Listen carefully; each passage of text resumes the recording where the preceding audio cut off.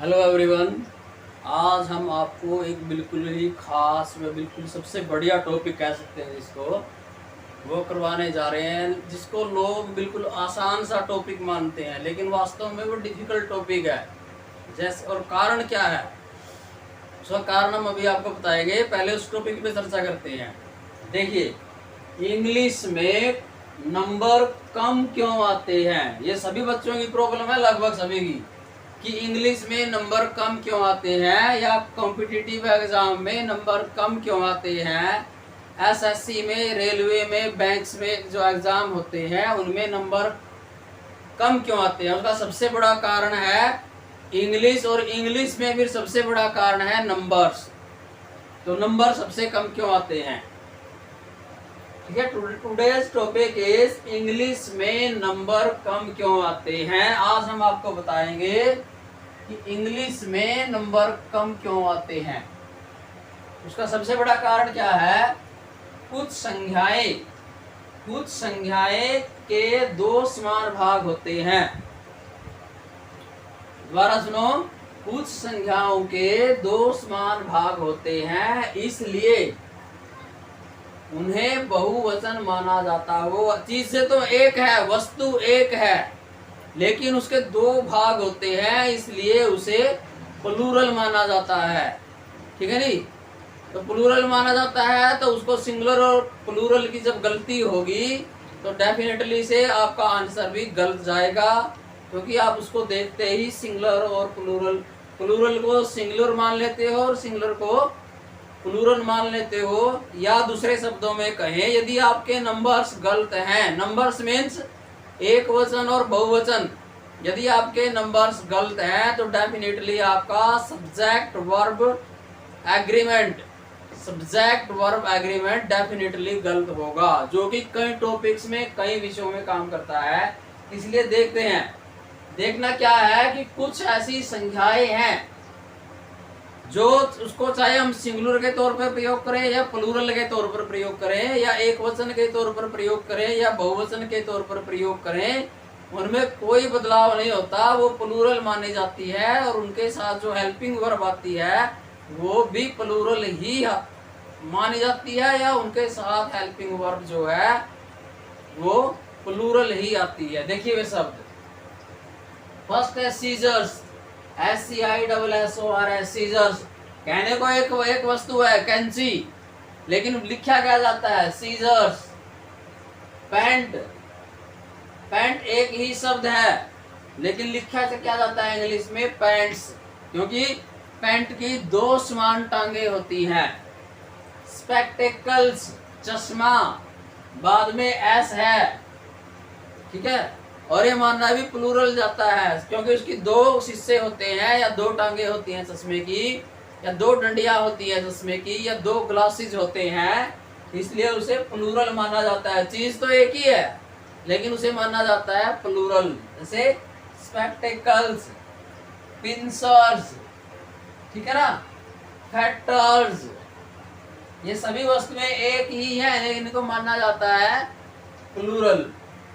एनवायरन्स, इसी तरह से और शब्द हैं breaches, shorts, trousers,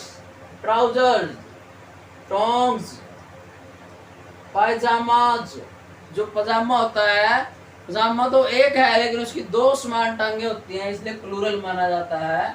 drawers, DRAWS, drawers, Dras बोलते हैं जिसको, ड्रॉर्स, इनको प्लूरल माना जाता है। नेक्स्ट वर्ड है सॉक्स, जुराब, इसको हिंदी में सिर्फ जुराब ही बोलते हैं, ठीक है, जुराबे नहीं बोलते, जुराब बोलते हैं, लेकिन इंग्लिश में सॉक्स।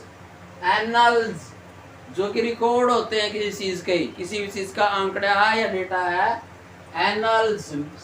कुछ ऐसी बीमारियां हैं जो है तो बीमारी एक ही लेकिन उसमें एस लगा हुआ होता है और उसको यानी कि प्लूरल होता है वास्तव में, यानी कि एक बीमारी नहीं होती। जैसे चेचक है, चेचक का एक दाग नहीं होता, काफी दाग होते हैं, इसलिए उसको प्लूरल माना जाता है। जैसे मीजल्स, मम्स, बचत होती है, जैसे सेविंग बोलते हैं, सेविंग अकाउंट, सेविंग्स।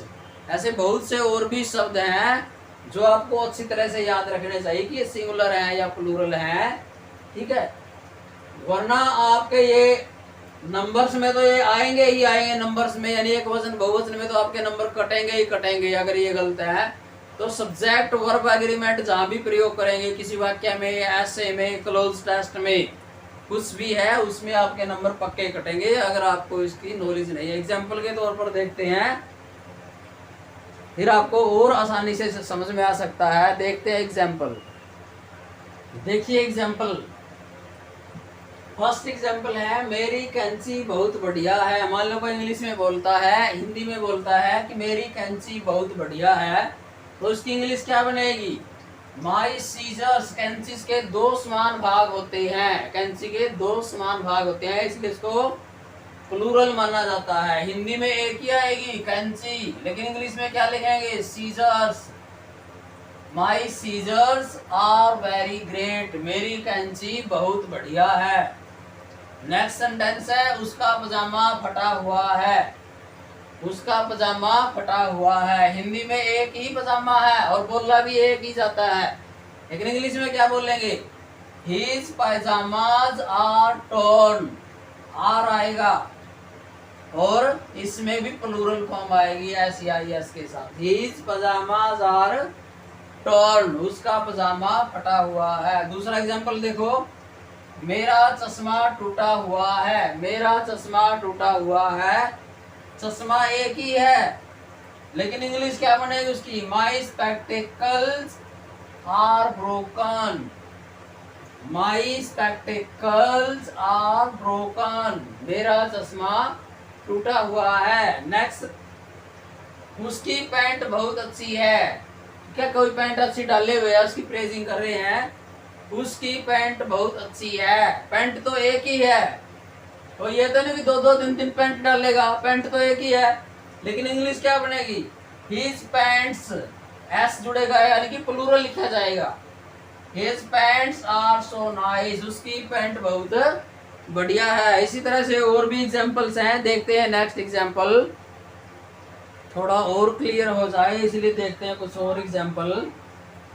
जैसे कि उसका चिमटा मजबूत है। मान लो कोई किसी के चिमटे के बारे में बात कर रहा है, तो क्या है? उसका चिमटा मजबूत है। हिंदी में एक ही चिमटा लिखा गया है, चिमटा, लेकिन इंग्लिश क्या बनेगी इसकी? हिज टोंग्स, यानी कि प्लूरल आएगा। His tongs. His tongs are strong. His tongs are strong. उसका चिमटा मजबूत है।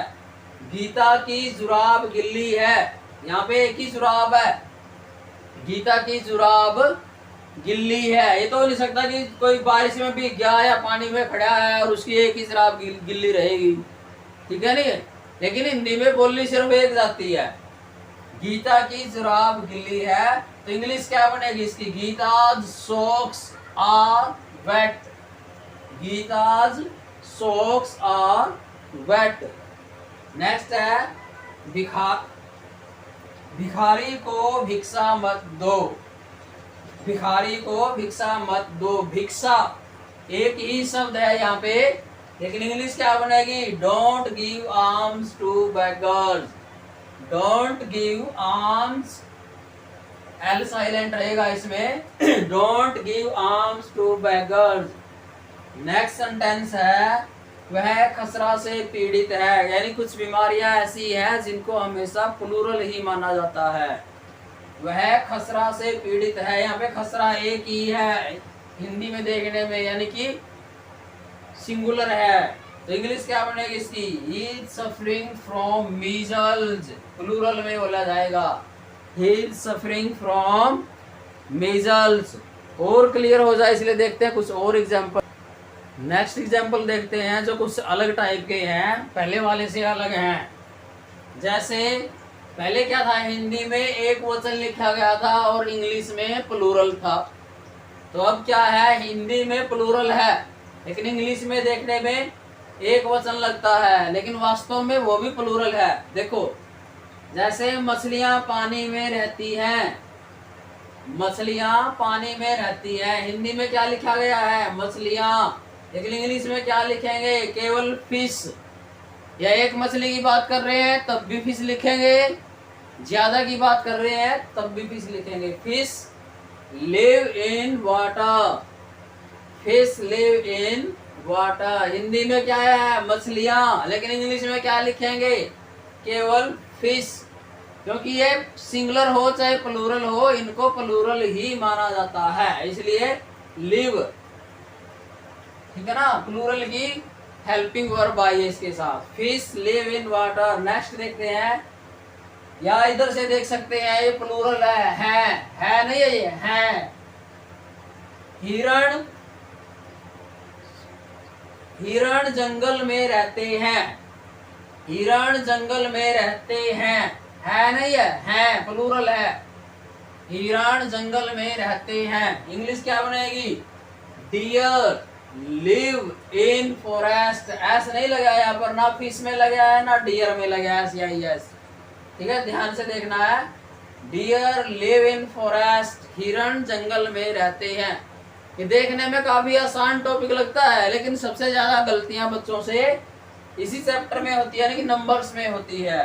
नेक्स्ट देखते हैं, उसकी बचत कम है। हिंदी में पहले ज्यादा सेंटेंस आ गया, बचत देखने में सिंगुलर लग रहा है, लेकिन इंग्लिश में क्या लिखा जाएगा, his savings are low, sorry, his savings are low, उसकी बचत कम है। नेक्स्ट सेंटेंस थोड़ा इनसे अलग टाइप का है, 2 दर्जन केले बहुत होते हैं। जब भी हम केले खरीदते हैं आमतौर पर बोलते हैं 2 दर्जन केले बहुत होते हैं, तो इसकी इंग्लिश क्या बनेगी, 2 डजन, 2 डजन बनानाज, प्लूरल में लिखा है बनानाज भी, और यहाँ भी 2 है, ध्यान से देखो 2 भी है और बनानाज भी है, यानी कि दोनों में प्लूरल है देखने में, लेकिन उसके साथ हेल्पिंग वर्ब क्या आई है, इज। क्यों आई है इज, क्योंकि 2 डजन एक सिंगल यूनिट है, हम यूनिट की बात कर रहे हैं, केलों की बात नहीं कर रहे कितने केले हैं, एक यूनिट की बात कर रहे हैं, एक यूनिट की, dozen. 2 dozen bananas is a lot, 2 दर्जन केले बहुत होते हैं। यदि ये वीडियो आपको अच्छी लगी है तो इसे लाइक, शेयर और चैनल को सब्सक्राइब करें। थैंक्स।